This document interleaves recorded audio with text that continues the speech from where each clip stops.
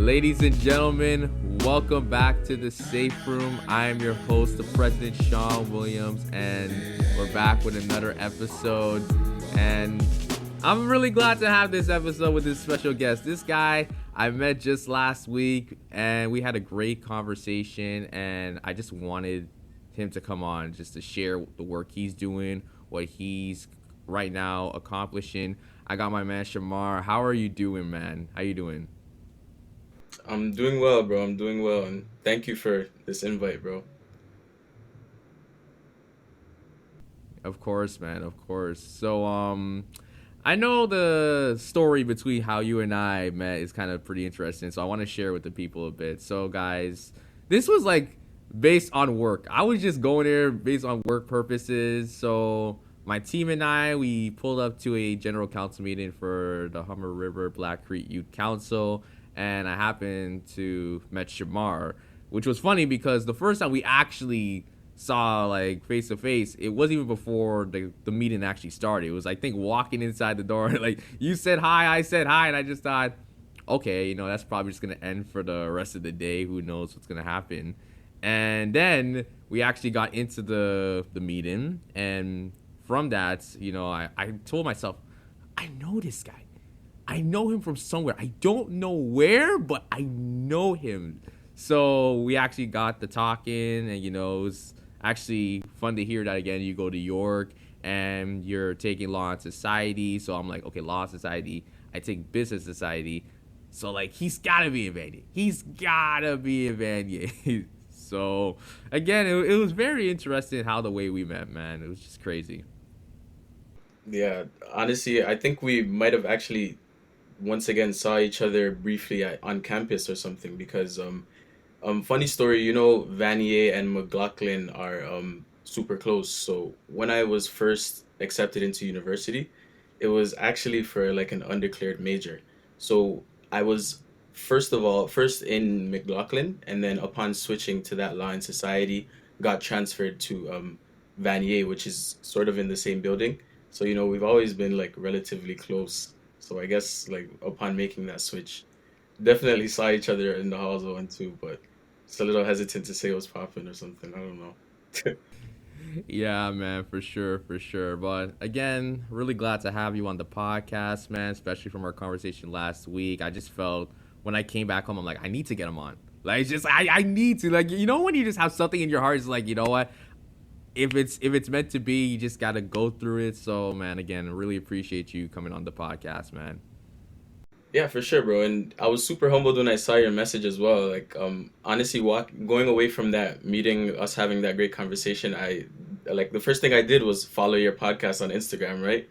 So like I was super like in tune seeing all the great work you've been doing, and then when I got that message from you like maybe a week or so later, I was like, geez. So again, bro, great minds. We had that moment where like, if it's meant to be, it'll be, and we're seeing more and more that everything's connected, fam. Yeah, absolutely, man. So, before we get into your work and what you do specifically, let's actually get to Yes. know you a little bit better. So I'm gonna ask a couple of questions, and in your best capability, just try to answer them. It's a new segment we just started last week, so we're trying different things on the podcast, guys. I promise you, we're gonna try to level up. That's all we're about, leveling up. So Absolutely. here we go. First question. So outside of the work you do, what is one thing that you can describe, I guess, about yourself, maybe in one sentence, if that's possible? So outside of the work I do, so um, contrary to what you might believe based on our conversation, I'm actually pretty boring. I don't do much. But something I would say is that I take jujitsu. That's something that not a Stop lot of it, people. bro. You're not serious. Hold up. Yeah, yeah, it's something that I've gotten into like in the recent months. That's not something a lot of people know about me. Just my close friends. Yo, I've been wanting to take jujitsu for the longest time, but I just thought, does anyone I know even like would be interested in that? So now I know. Now I know. Yeah. Yo, honestly, when I that was one of the determining factors in me taking it. I went to it like for the novelty, to be honest, because literally because I never saw myself doing something like that. Like I would probably go to ball or boxing first, but saw I like just came across this art, and that helped me like get out of my comfort zone. You know, I was like, yo, I probably would have never done this, so I'm gonna do it. Hey, But much yeah, respect, a lot of much people do respect. that. No, for real, man. For real, we might have to link up because, like, again, I've been wanting to do something like that. So if you have to tell me where you do it, if it's like a gym or something like that, man. Yeah, absolutely, absolutely. I have a club, a great coach as well. You know, super grateful to just be under his guidance as well. But yeah, we can definitely chop it up about that, fam. There's gyms around, you know. I could probably even put you in an arm bar on a field somewhere. No, Yo, I'm oh, joking. this I'm guy's joking. so ready. I'm playing. I'm playing. I'm playing. I'm Ah, man, playing. don't worry. It's all love. It's all love. Nah, for sure. Um, okay, so I guess my second part, and this is just something just out of the bloom. So like I put down what is your favorite art piece? Now, this could be something, it doesn't have to be art, maybe it's something else, or if you want to switch up the question a bit, then that's totally fine as well. No, I actually really like that question because maybe I should have led with that. I am I'm a fake art connoisseur because you know I really like art, but I don't know the true history of it. But to answer your question, my one of my favorite art pieces or my favorite art piece would be an art piece called Rorschach. I'm not sure if you've heard about that before, but I've came across that through another one of my great mentors, Dr. Joseph Smith. And the idea behind the Rorschach art is that it's paint blots. It's and it's nothing. So whatever you see on the paint blots is like a direct manifestation or has direct correlation to your walk of life or your trauma. So it really gives good revelations about the person who's looking at the image and you know such is life. So yeah, I would definitely say that Rorschach is when I got put onto the to that art piece, it like stuck with me.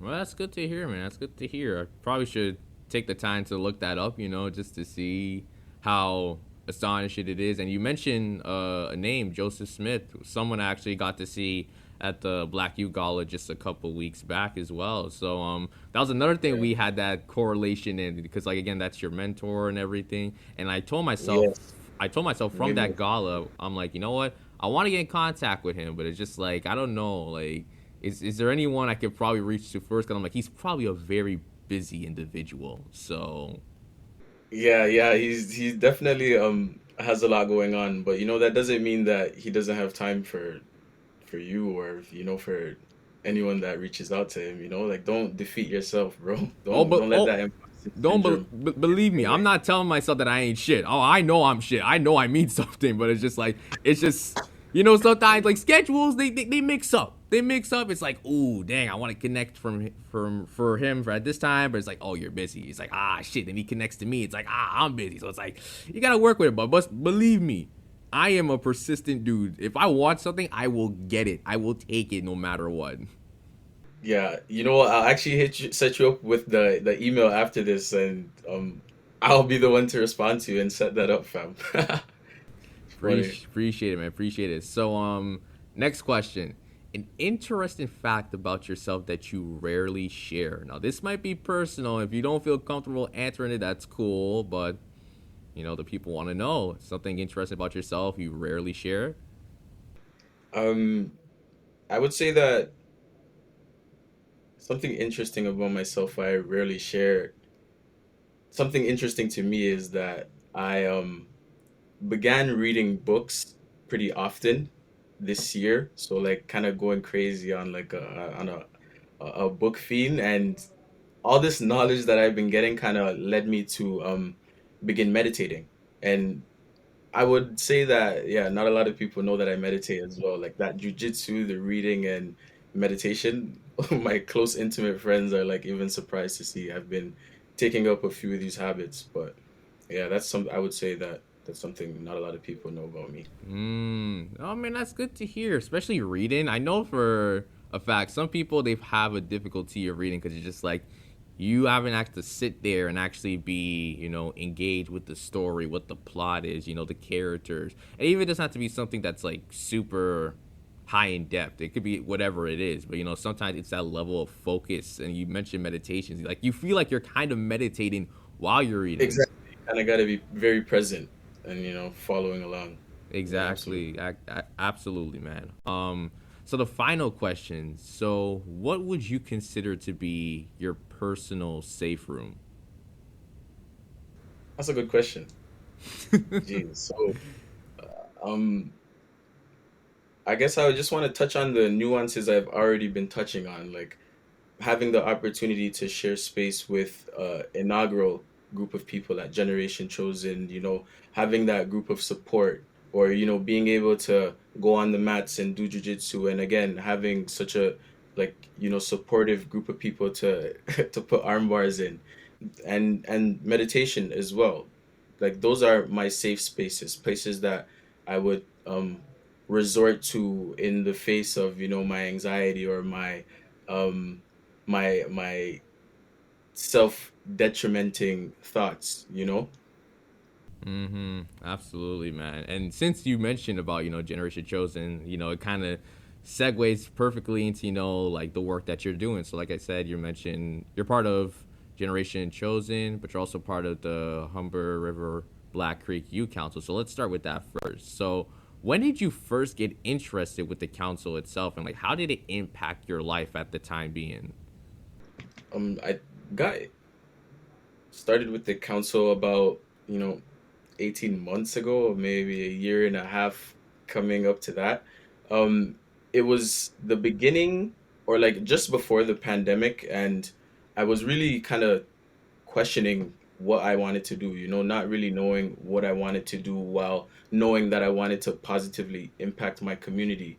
And then I met by the likes of my mentor, Joseph Smith, a Manpreet, who was at the Humber River Black Creek Council.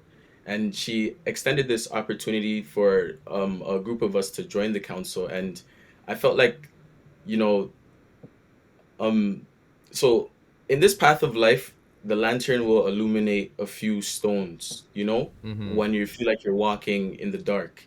And I feel like, my mentor, Dr. Joseph Smith, and these all these opportunities were one of those stones. So I took up the opportunity, not really knowing what to expect, but I found myself feeling like I was doing exactly what I should be doing because I knew I wanted to help people and I knew I wanted to be around like minds who we're interested in like shifting the paradigm, and being a bridge between our community, our like underserved minority communities, and those who make change. So the youth council was a perfect opportunity to like be a liaison between those two communities and have that voice represented. Yeah, man, absolutely. And I feel when we talk about, like racialized, marginalized communities, that term gets thrown a lot, and sometimes in the mix, it kind of assumes that, okay, the work, it's there, but it's nothing as substantial. It's like, okay, maybe you might get a couple people to listen to the message sometimes of what you're trying to talk about, but relatively nothing actually shows a significant impact. So I feel like, with the youth council, especially for me, being there the first time for that meeting, I Yeah. didn't feel like it was a sense of like, oh, here we go again, another meeting where they talk about issues, but like nothing seems to really have any follow up, an action plan, I would say, because we feel that we see the same narrative, like we share something and it brings awareness, but then the follow up question is, where's the action? Like, what are the next steps? So from that experience, I definitely felt like there was something to be built upon. Like there was action. This wasn't just like, hey, come out and just tell us how you feel, and probably nothing else kind of happens forward. And again, I love how you kind of put in like we're trying to shift the paradigm because again, this is still an ongoing thing that we're trying to solve. And sometimes it takes for us, community members to recognize that wow, this work is happening. But again, we're so used to the fact of like nothing really changes. But at the same time, there is change. It's just sometimes you need to take the initiative to go out there and see it and even be part of that change, be part of that movement as well. So yeah, I feel that for sure. Yeah, exactly. And to kind of touch on that, that's why it's so important for us to have things like that career panel where everyone in the community was able to hear firsthand from, the way we put it, superheroes in the community, people who are on that the other side of their limiting beliefs and fear, to, show you that this change is actually possible, and there are people on the ground making that change. And also, to go on your second point of like the what's next factor, like I think that that's really the importance of grassroots organizations like Generation Chosen, because like, you provide those wraparound supports for youth, and you have those ongoing relationships where it's not like a contractual thing where after 6 months we no longer know you. Like, you definitely are welcomed into that safe space and that safe room.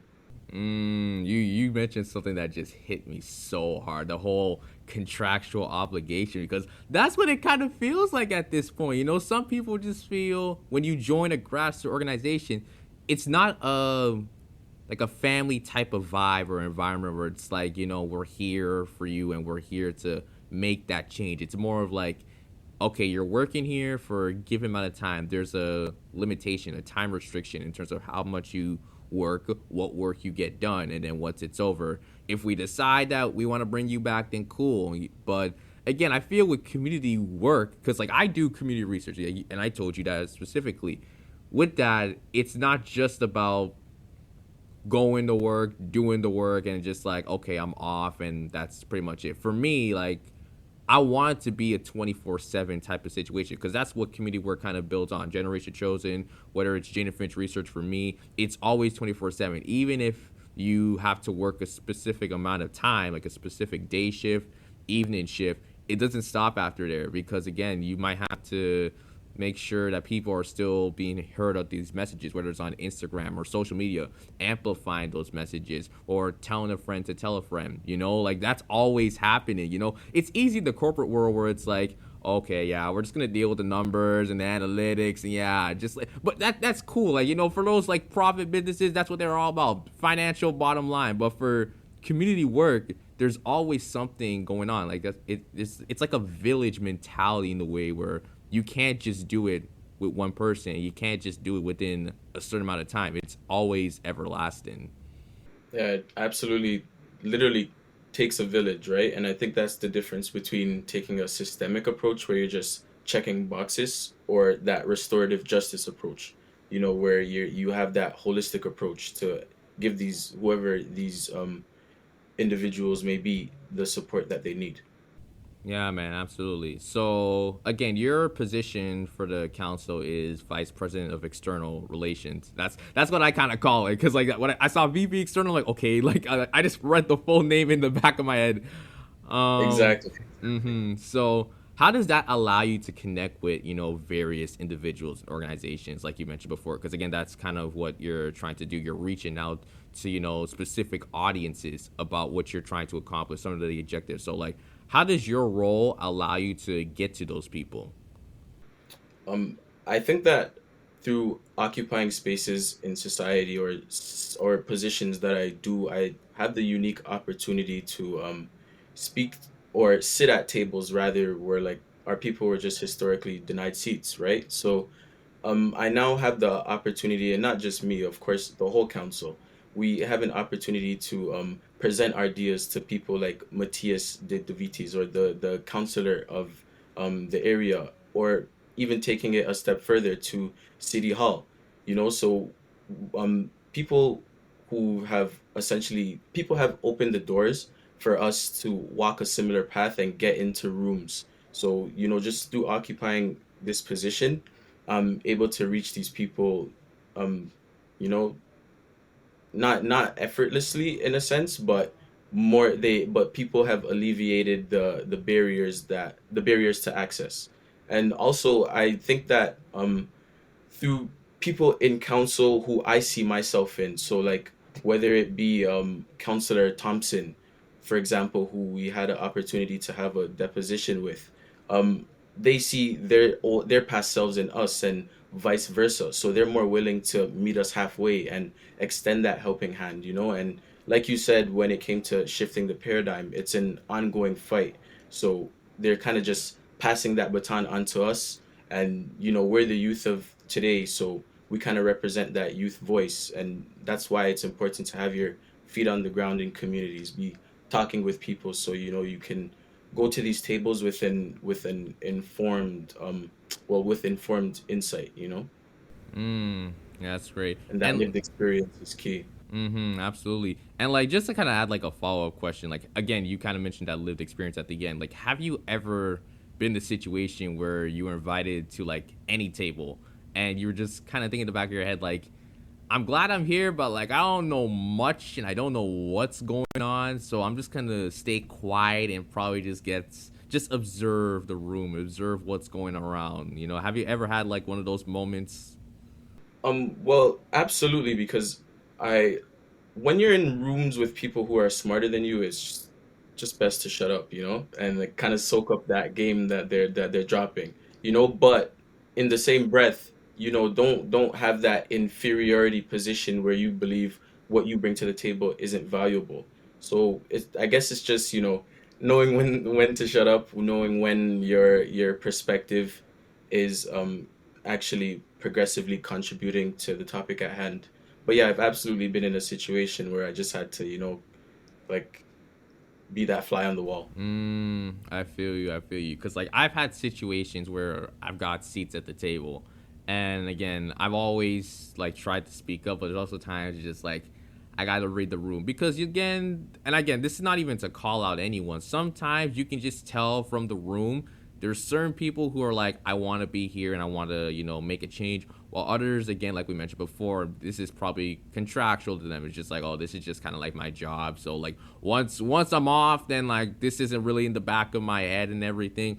And But that's where you have to like be careful because now if you want to make connections in those relationships with those individuals, it's about picking and choosing the right people. Because maybe if you connect with someone who isn't as fully committed to someone who's like, yes, 100% I'm in, it can make a mhm. difference on, what path you take, because like that's something I've been very aware about. Sometimes I could have chances to do this and that, but I realize with the people that do those objectives at the first place, they may not be someone who's like as, like passionate as me. It's just like, oh, I really want to do something, and I believe that we can make a significant change from it. So sometimes I might have to pull back from an opportunity, which could be big, to something like, what, this group right here, this individual, they're doing something big, but it's like still in a small area, but there's still a large impact between that. So yeah, I think for sure Yeah. being invited to those tables, it's also figure out like how can you network and connect with those people. How are you able to strengthen those relationships that you possibly could make? And I feel like that's what I had with you. I looked at you and I'm like, okay, this is not a guy that's like, yeah, I'm just doing this, bro. I had nothing to do on a Friday or stuff. It's like there's a passion. There's something I was under that. present. Yeah. Exactly, man. So no, that's really good to hear. Yeah, honestly, just touching on what you said, that's why it's so important to find those like minds because honestly, number one, to what you were saying, when you rub shoulders with those who might not be as passionate with you, as you, um, I've come to learn recently that in life, if your foundation is shaky, other people will be able to sense that. And kind of just taking it a step further, I feel like that's why it's so important to find those like minds because in this world, there would out of the 100%, you will probably appeal to like 10 or 25. But just like you said, it's about making an impact and focusing your attention where you are received, where you're welcomed, where you're heard, where people are receptive, and kind of like blocking out the noise of the 90% of the 75%, etc. Absolutely, absolutely. So, how about you just take the time as well to like, explain your experience growing up in your community? Because, I'm not sure exactly where you grew up and everything. I don't know if it's like, again, within Humber River, within Black Creek, maybe it's somewhere else. And like, how does it compare or even contrast to the work that you're doing right now? Um, so I grew up not too far from where that event was. Our event was at Northwoods Community Center in the back roads, was what we call it. Yeah. I grew up in Grand Ravine, Jane and Finch. So what my upbringing was like, I would say that it didn't differ too much from the average minority youth. I grew up in sort of a chaotic time in my neighborhood where I witnessed the loss of a lot of my friends due to violence or systemic purposes, and I sort of just decided that I didn't want that for myself. I often I often reference an article from another one of my intimate mentors, Dwayne Brown, where he talks about where we grow up. Emotional intelligence is your life or your death. And I often say that I was applying that emotional intelligence long before I actually knew I was, because I knew that certain things didn't resonate with me, whether through trial and error or getting in a few like roadblocks myself, and ultimately made a decision that I wanted to be the change that, or I had to be the change that I wanted to see in my community. So, um, the work that I do today directly correlates with my childhood and my walk of life, because I feel like I'm helping people who were experiencing the same things I experienced before God saved me. You know, um, individuals who might be going through anxiety, depression, individuals who might have trouble navigating exactly what they want in life because all the options that are presented to them seemingly aren't desirable. So, instilling that emotional intelligence in youth from my community to make the right choices, to maybe not fall victim to the judicial system, to, maybe have a different set of values or a different value system, etc. So the work that I do today directly correlates with my childhood, and it's in my community as well, which is among the most fulfilling. Bro, that was deep. That was so deep, man. Wow. Thank you for sharing that, man. Thank you for sharing that. It's my Um, pleasure. yeah, I definitely can say that with every person. I always say this all the time. Everyone has like a narrative. I feel like we're the authors of our own story, and we're also like the publishers because we also decide how or where we want to share that story with someone as well. So yeah, man. I know for me, like again, I always hear like, people share where they come from, where the community. And I think the same thing that I always keep coming back to is that, at a very young age, we're always there's like this trauma inside of us where, it's hard for us to erase it because even though the older and older we get more aware and more wise, and that's where we start to even flash back to those moments. Because while we're young, it's like yes, it's like we might feel in the moment, but we may not have a deeper perspective or a deeper context to what it actually means, not for ourselves, but for our loved ones, the people surrounding us in our community. So when we grow older and we understand that, it pushes us to, to give back or to find ways to address these issues, how we can reduce the level of like negative stereotypes and stigmas that are placed around us in the community as well. So yeah, I really love that story, how you just shared everything. It was just so open. And again, I didn't even know you grew up at Jane and Grandravine, especially how the area itself, it has a rep, like just close to that, you have York Woods. You look at all the house in there, how that has a rep when it comes to poverty and gun violence. And then you have Jane and Finch. We already know the story of Jane and Finch. Everyone says like it's dangerous. Like even for my workplace, I found an article that talked about how Jane and Finch was one of the most dangerous areas in Canada, not Toronto, but in Canada. So like again, it goes to show that based on who controls the narrative, whether it's just someone like, who is in higher power, they get to share, what information gets to be heard. And I feel like with you've done a great job of taking your power and, putting it on a bigger platform so people get to hear not only your experience, but experience that, again, a lot of people have shared on. So again, it's about fixing those problems, addressing those situations, so that way we can see, community capacity building. We can see something in the end. Yeah, absolutely, absolutely, bro. And honestly, that trauma that you were just touching on, it's like um it's just the lingering residue of an overwhelming situation that we paint the world with, and like kind of going back to that Rorschach art that we quite literally paint the world with. But it's our ability to just learn to coexist with it that kind of makes all the difference, and that is the first step towards that change that we're, all gunning for. Yeah, But man. yeah, oh, sorry, not to cut you off, bro. Go No, ahead. no, no. Go ahead. I was just saying. I was agreeing with you.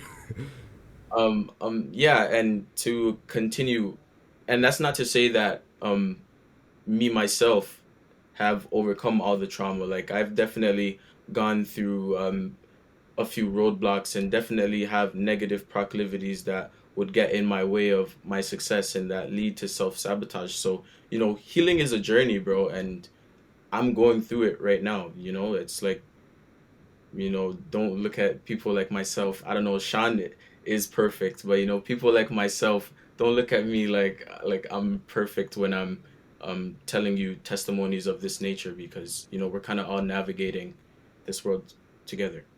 Yeah, man. Look, all I gotta say, like deception of the eye. Like someone you see down the street, you think they look That's me. good, you think they look fine, and you're not. Like, trust me. Like, I know exactly how you feel. Sometimes, when people see me, they assume like, oh, like they know I'm busy, but they're like, he's cool.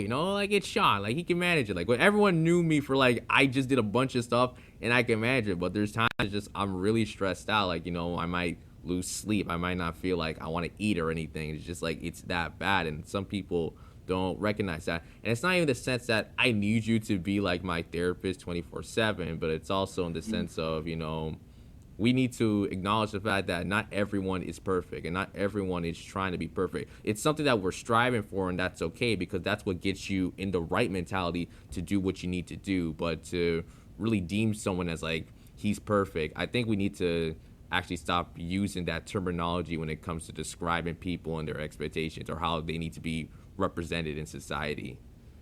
Yeah, absolutely. Excuse me.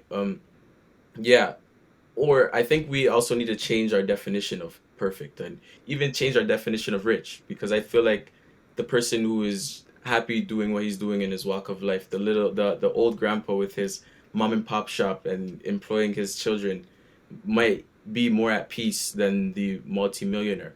But I wanted to ask you, what's your safe room, bro? Like in situations where you don't feel like eating, or in situations where you feel overworked, like what do you do? Damn. Okay. I didn't flipping the script on me. No, I like it. I think for me, it was this podcast. Like when I started, and I'll even play along with the questions I had, guys. So an interesting fact that I don't rarely share. I actually hated podcasts. I hated. I just thought like, yo, what's the point of this? It's just like having these 1 hour conversations. It's just like what was the purpose of that? So I know all the podcasters that I know are probably gonna flame me, just like, yo, this guy's a hypocrite. But look, let me actually explain what turned that around, okay? And then I can answer to your question, Shamar, as in terms of my personal safe room. I think when 2020 came around and it's the pandemic and everything closed down, I was at a moment where I didn't know what I wanted to do. There was just so much opportunities that I had and I was grateful for, but I could not sit down and really give you an answer of I want to do this or this is the direction I want to do because it's changed for me over time. Like when I was young, I told myself I want to be a professional athlete, man. Like I want to be going into like the MLB, just like playing baseball and everything. And then obviously that was a pipe dream because just I didn't get the time to train. Or, my parents didn't send me to like any camps or anything. So I told myself, okay, maybe I'll just become a lawyer. Like that sounds interesting. Like I even have like a windbreaker jacket with like saying Harvard Law School and everything. Like probably You got the drip, it's official, bro. and like for real, a lot of people back in high school legit thought like, yo, we saw you with that drip, so like, is it happening? It was like, I don't know. And then I took business. I'm like, okay, maybe there's something. And I feel like this is where I'm heading to. And when the pandemic kicked in, I really took that self realization, because I thought to myself like, what am I really good at? And it's just talking and having conversation with people, whether it's hosting or facilitating an event, just having a regular conversation, just collaborating with people. I was really good at that. And again, like I mentioned, I hated podcasts because I never understood the purpose. I think that was it. I didn't actually hate it. I hated the fact that for certain things, I didn't know the purpose of. So when I actually took the time to look at podcasts and what they meant, I actually told myself, well, I'll be damned. This is actually something I want to do. Like, this is something that interests me. And, like, from the minute I started, I had that passion. So my personal safe room was my podcast because no matter how I was feeling, whether it was a level of self doubt, not having that confidence, or just feeling stressed, I could turn on my laptop, turn on this mic, and just be me and speak, share my feelings and my emotions. And it wouldn't be in a sense where I'm ranting. Don't get me wrong. There's times I'm ranting. It's like kind of like banter, Rant. just having fun. You But gotta rant. exactly. But it was also that I wanted it to be a place where I can share my story, share my narrative. Like I mentioned before, everyone has a narrative. It's about if we take the time to share with the people that we love, the people who are going to appreciate it. So when that came to be, I thought to myself, yes, this is my personal safe room. Hence the name of the podcast itself. Yeah, that's super dope, bro. So you said when you come to, so essentially, like when you come to the podcast, you said that it's an escape for you. Like, what do you like about it? Is it the fact you get to spread your messaging? Do you get to do shadow work on the podcast? You get to just kind of do some self-reflection type thing, or tell people how you feel? Like what? And that's like my last interviewing Hey, question for you. listen, dude, don't even worry about the question. Sometimes I feel like I don't get interviewed enough. I'm listen. I'm talking to all the people out there. Listen, I'm out here. Like, call your boy for an interview. So, Don't do me. um, I feel it's a combination of everything. To be very honest, I feel like self-reflection. Maybe there's a topic that I want to talk about, and I never realized, like, halfway through the conversation, I'm like, holy shit, this actually applies to me. It's just like, all right, Yeah, let's talk about it then. bro. Yeah.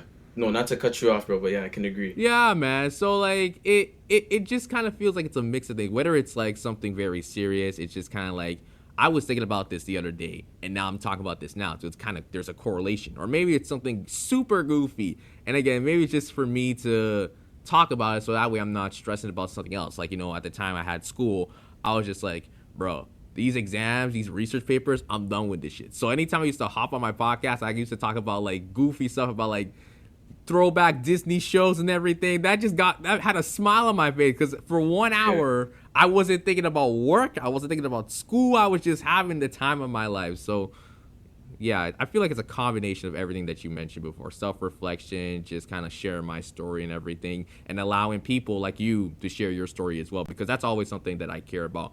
I'm always a dude that's like, I want to see everyone shine. Like, don't get it twisted, guys. What is Feel me? fam. What is me? But also, I want the whole group to come up together as well. Facts.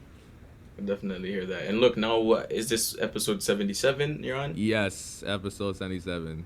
See, now you're 77 episodes in, bro, so it's consistency, right? Resilience begets progress. And I think that's the beauty in finding something that allows you to be present, where you're not thinking about, again, that 90% outside noise, work, school. You're just here focused in the moment and, doing your heart's desire. So Mm, that's a good sign, bro. yeah, man, absolutely, absolutely. So, final question before we kind of take a little break. All Um, right. so why is it important for people to understand you, Shamar, as a passionate individual about community work, community engagement, capacity building? Why is it important for you to let people know about this is why I do what I do? It's not something because I'm bored. Which, by the way, you mentioned at the beginning. I feel like that's a little. I think you're pushing yourself a little bit down. I don't think you're boring at all. I feel like you have a lot going on, and I think you need to start putting that on a higher pedestal. Like, let the people know. Like, listen, I'm out here. Okay. I might have to take you up on that, bro, but reading books weekly is like not the most that sexy thing to that's mention it to a to woman. me. That's not boring. That's obtaining a higher level of your intelligence, your knowledge. And if people can't see that, then hey, keep it moving. Then keep it moving. Yeah, I hear you, bro. Um, yeah.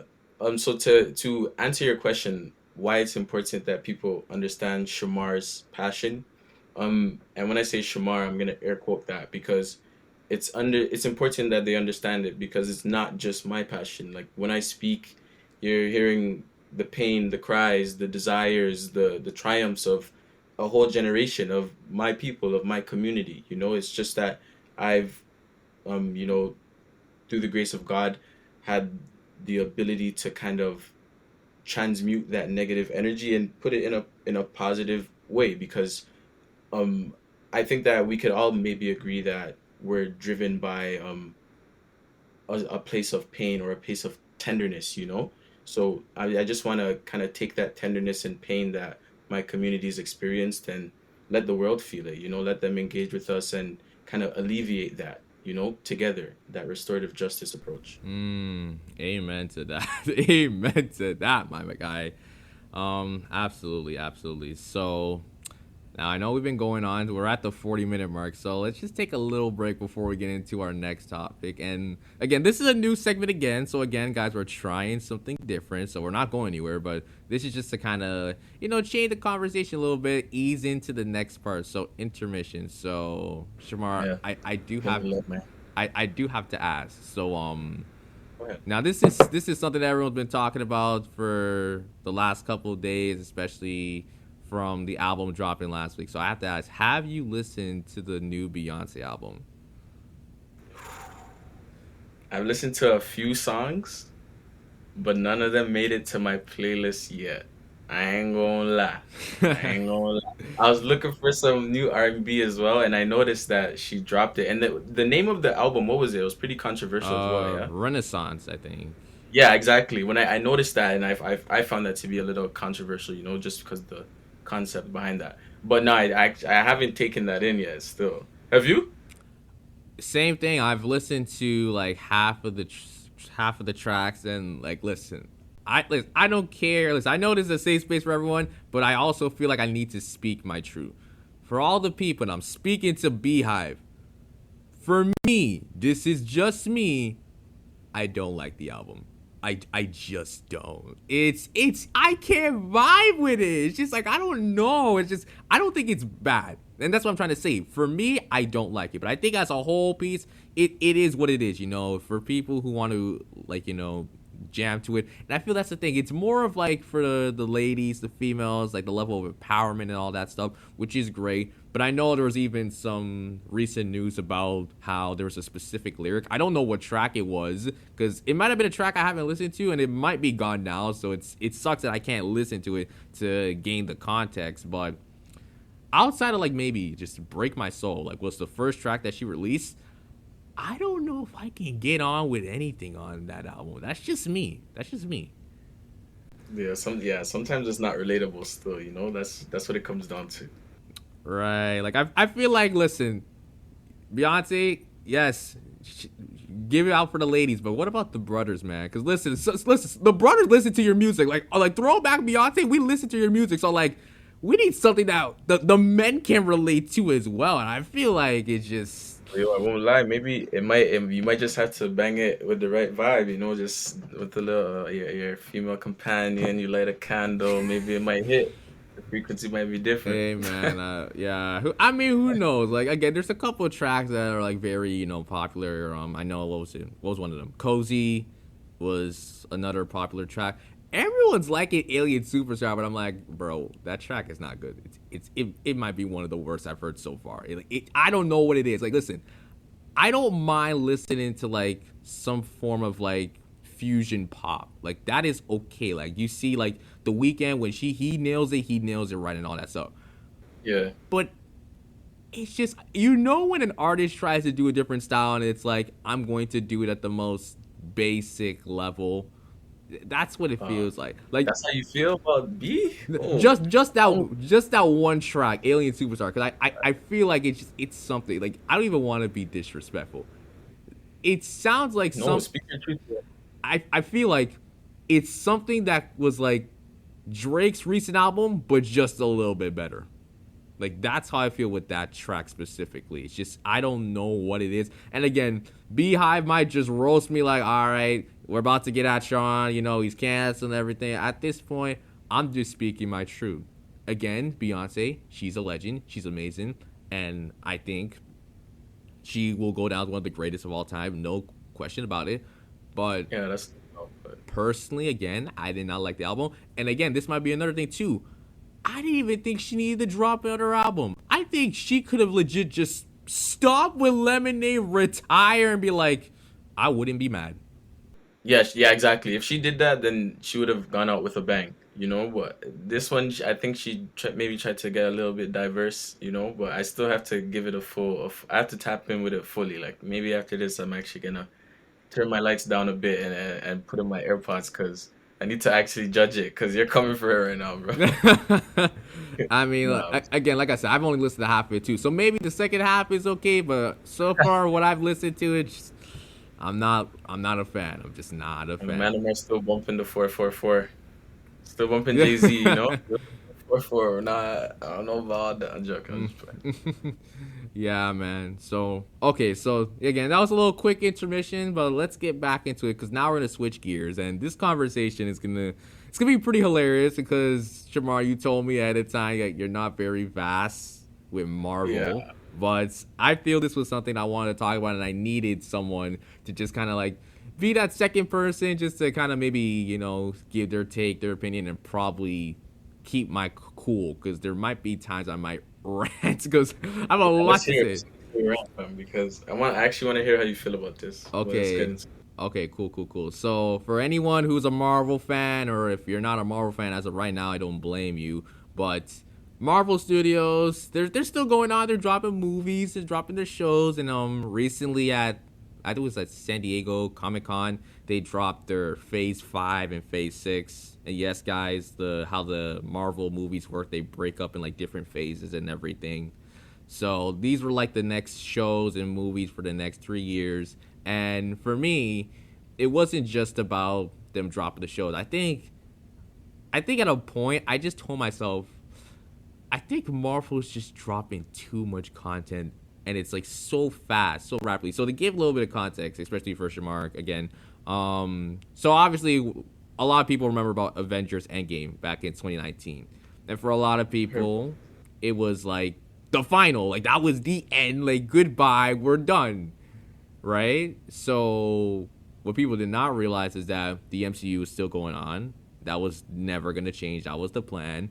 And they dropped a couple series last year. You probably recognize like some of the most notable ones. You have WandaVision, Loki, like those are like the notable ones. You had a couple others. And I was okay with that. At first I was okay with that until things started to pick up around this year, especially end of last year, because there were a couple movies that came out last year, which were like very notable. Again, you had Spider-Man, obviously like one of the top ones at the time, but then you also had movies like The Eternals, and I know Shamar's probably thinking, who are the Literally, but I'm following though. I know Avengers Endgame though, and Loki. Loki was cool. Right. So like you had movies like The Eternals, Shang-Chi, which was a good movie, but it's just like all these new things, it's just like it feels rushed to me. And then like there's more movies coming in. You obviously had like, the recent Thor movie that just happened, but I feel like that was a miss to me. There's more shows that are being announced. We've got like what, I think 3 TV series that have already happened this year alone, which is insane. I think they just wrapped Moon Knight, Miss Marvel. There's something else that I'm missing probably. But the whole point I'm getting to, guys, is this. They just dropped all these new movies, all these new shows. And personally, I feel like nothing for Marvel hasn't been the same since Endgame. It just hasn't been the same. That's personally me. I feel like there's something about all these new shows, and again, I know what people are gonna say. Be patient. Listen, I'm a patient dude. But at the same time, I mean, do we need all this stuff happening at once? I just feel like again, nothing has felt the same. Because Shamar, I bet again, you see it Endgame. Have you engaged like fully on what's happening right now, or was it like for you Endgame like, bro, it's done. Like that's the last straw. Like it's over. Yeah, it was more so one of those, and like I saw Loki as well, which was good. Like I liked the concept behind that. You know, he was in his underground basement, but I feel like after Endgame, there's a lot of gaps, definitely a lot of gaps. But I haven't been following all of their drops like Eternals. You said that there's two more recently. Like sounds like that project manager got a big budget or something. I don't like I don't know what's going on over there, but yeah, maybe they need to just chill out with that information overload because Yeah, how many new shows? there's like a bunch. So okay, so this is me going to the top of my head. I don't remember that much, but like I know they're dropping like shows like Echo, Ironheart. And again, these are all from the comics, from the MCU comics. I know they're gonna be doing a Blade TV series. They're doing one for Daredevil. I think Daredevil's getting like 18 episodes, so like the longest. Um, and just less than 2 weeks, they're dropping She-Hulk as well. Oh yeah, yeah, I heard about She-Hulk. Yo, kind of sidebar. Did you hear about GTA's coming out with a female character as well? Yeah, I did hear about that. Yeah, just a little sidebar, but yeah, there's like a lot of synchronicities there. But yeah, like She-Hulk and the woman GTA character. So they're probably like,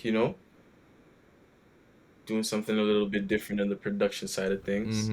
Yeah, so like again, there's a lot, and then obviously we got that Black Panther Wakanda Forever trailer that's coming in November and everything like that. And again, that's just for like, what I can think on the top of my head. I know there's other movies. They're doing Ant-Man next year. They're gonna be doing a couple other movies in like 2024. But again, they have all this lined up, and I'm thinking to myself, like the first thing I think is that do we need to have all these movies and all these shows, specifically the show, because some of the shows are giving a special light to maybe new characters, new people that we've seen. And listen, I get it. So for example, Echo. So this was a character that was actually part of the Hawkeye series that dropped last December. Now she was like a villain and everything, which is cool, but from the bottom of my heart, listen, the Echo was a cool character. The actor playing it, Maya Lopez, she was great. Do we really need a show with her? Like, do we really? Because I don't think so. It's just like it's not significant enough for me to be like, I want to watch Echo. Like, oh, I'm so excited for Echo. Like, no, I don't care, bro. I don't care. That's just me. And then Ironheart, we obviously saw her in the Black Panther trailer. Again, I don't know what she's gonna do in the movie, but I'm excited. But again, do we need a series with her? I don't think so. It's just like there's so much shows and movies that we don't really need as of right now. Like I'm not thirsting for. I'm like, oh, I need these people. Oh, I'm begging for like no, like bro, like take it slow. Don't forget, Phase 1 to Phase 3 was 11 years. And like it was a good stretch. There was good build. We started Phase 4 in 2021 and it's about to wrap up by the end of this year. Wait, why do you think that is though? Like, why do you think that they're just mass producing or something? What the heck is that about? So here's the thing, because Phase 1 and Phase 3, I think it was at the Infinity Saga. So there was a certain structure in terms of like how much characters or who they wanted to bring in. Because obviously Thanos, he was the big bad and everything, which makes sense. Yeah. So you didn't want to bring everyone, but you wanted to bring a good amount of characters. Now you have a new saga where it's like you're exploring more people from different timelines. Obviously, there's the multiverse. A lot of the characters might be coming from space, from the cosmos. So a lot of the things, like you mentioned before, X-Men, they could come. You might see again other people. I know people have been talking about Deadpool. All these people who haven't been all these people who haven't been introduced before can now come in. So now it's a problem. We're like, okay, there's more options, but now you have a whole lineup of people, and now it's like you want to introduce them as quickly as possible, but it's just like it's overkill. Yeah. Mm-hmm. You think they're kind of, you think that they're doing too much? They should kind of stretch out that timeline. I personally think so because 'Cause, again, it's but another. Oh, sorry. no. Go Go ahead. ahead. My bad. Actually, my bad. No, but and so would you be satisfied with another 11 years for three phases, like that same thing? Okay, so that's what I'm trying to say. I'm not saying we need to take another 11 years, but I will say this. The fact that Phase 4 again just started and it's wrapping up this year is like chill. Chill, especially with the amount of shows we got and the amount of movies. It's crazy. Like if you actually like if I promise you, Shamar, after this, go look up like Phase 1 to Phase 3. Take a good count of like all the movies and like whatever to come out. And then look at Phase 4 in the movies and the shows, and you'll be like appalled at the number. Just like, bro, they did all of that in the span of a year and a half. Like, what the heck? It's crazy. So I feel like they should stretch it. They should stretch it. Give some time. And again, this is maybe it's just me. I'm not a hardcore Marvel fan. I don't even read the comics. I just like watching the MCU. So I'm not like someone who's like, oh no, you won't understand. Like, you're right, I won't understand because like I like quality over quantity. I don't want to see 1,000 shows in 2 years and it's just like, bro, if you ask me what happened to Hawkeye, I can't tell you. All I can tell you is that there was Hawkeye himself, like his apprentice and everything. But in terms of like the rest of the people, the plot, bro, I forgot about that. I forgot about that. So Something happened to them. yeah, something happened to them, right? Like personally, this is my thing, and this is what I would have probably done. Now, obviously, when Endgame came out, that's when the pandemic kicked in, and I know that was not Marvel's plan. They did not expect the pandemic to kick in, but they took a year off, right? And obviously, for Marvel fans, it was probably the hardest thing in the world. For them to not see Marvel content, they were probably going crazy. But this is what I would have done. I would have deliberately have took a break. If I were Marvel, I'm like, you know what? We're not going to drop nothing, no show, no movie, no trailer, nothing for like 2 to 3 years. Like really make Marvel fans like upset or like very sad. Like make them actually believe like, oh, it's over. And imagine you come back this year and it's like the first trailer in 2 to 3 years. I think from there, people have enough time to get over Endgame. And if they want, Marvel to come back and like, oh, we want more stuff, then the excitement builds. Now it's like, okay. And even for the casual fan, it's like, okay, you know what? Even though I thought Endgame was the end, then maybe I might get interested in what they have. And imagine the first trailer after 2 to 3 years was Spider-Man No Way Home. Boy, yo, Spider-Man's a classic, Is that bad? No, that's a good thing. Imagine that. Like, Endgame was the last thing you saw. Okay. The first thing you see coming back is Spider-Man Yeah. No Way Home. People already lost their shit when they saw the trailer, but I guarantee you see that, people are like, oh shit, what's gonna happen, bro? Like the Something's MC, up to speed. right, right. And imagine like after Spider-Man, you have Doctor Strange, Multiverse of Madness. Imagine those were like the first 2 movies that came out after that long absence. Then people be like, okay, now I'm invested. Now I'm ready to see, right? And again, this is not to say that what they did back in last year with the Loki shows, the WandaVision shows were bad. Like I actually did enjoy those shows. But I also felt like it just wasn't like the timing of it. Just like, okay, this is more for like hardcore people. And I feel like that's what the MCU looks like right now for fans. If you are a hardcore fan, you'll watch it. But if you're just someone that was just a casual, like I watch it, you can easily drop Marvel. That's just me.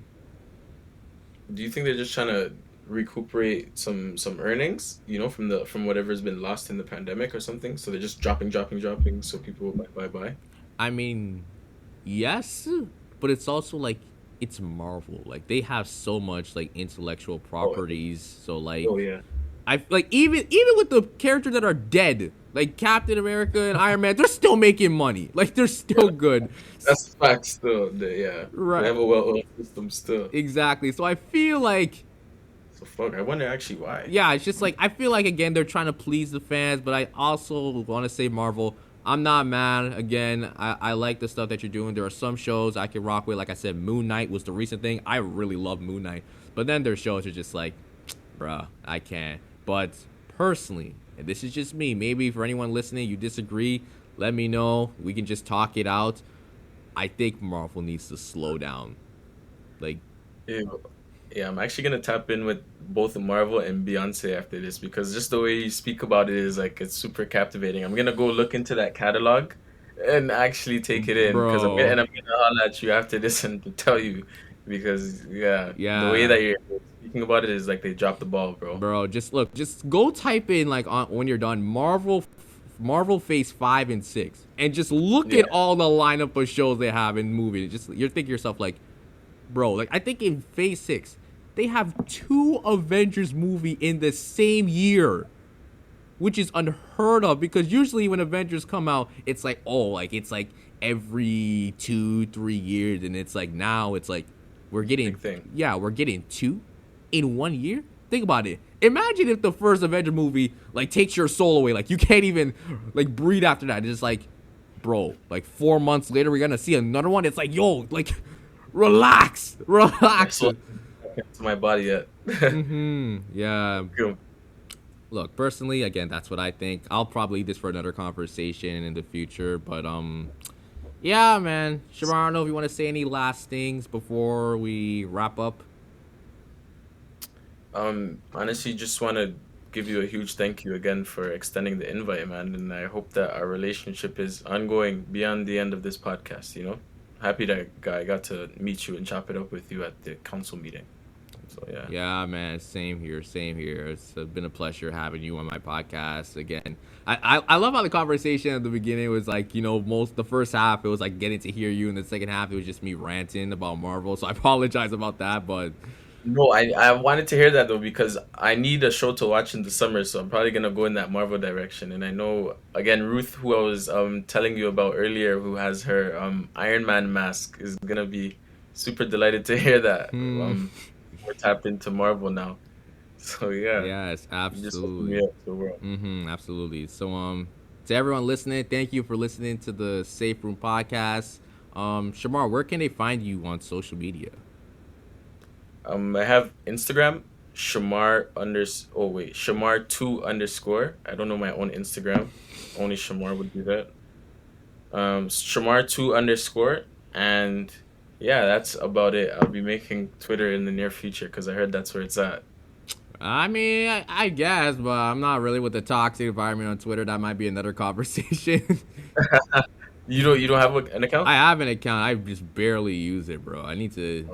I need to do better. Like sometimes what I might do, I know with Instagram, if you make posts and everything, you can connect your Twitter account to Instagram, so it just automatic. That's it. Like I'm not going on there like tweeting like so like religiously. Yeah, the Twitter fingers. Yeah, man. But no, man. Appreciate you for coming on. For anyone who wants to follow the podcast, check me out on Instagram at the Safe Room Official. Check out my website at www.thesaferoompodcast.com. I know it's not .ca, but guys, I'm from Canada. Believe me, I'm from Canada, Toronto. It's just the domain at the time wasn't available. Okay, so No, they cut your grass, bro. yeah, man. Look, the saferoompodcast.com. Make sure you subscribe to the podcast on Apple Podcasts, Google Podcasts, Spotify. Follow your boy. And again, I'm going to keep saying it. If you want to know what the theme song is at the beginning of the podcast and at the outro as well, that is from yours truly, me. I didn't record it. I mean, I recorded it. I didn't produce it. I had some help, but it's the personal theme song for the podcast. I'll leave the link in the description so you guys can go check out that song. I worked hard on it. So yeah, that's pretty much it. We're about to sign off, guys. Thank you guys so much, and we'll see you guys next time. Love, bro. Thanks for having me.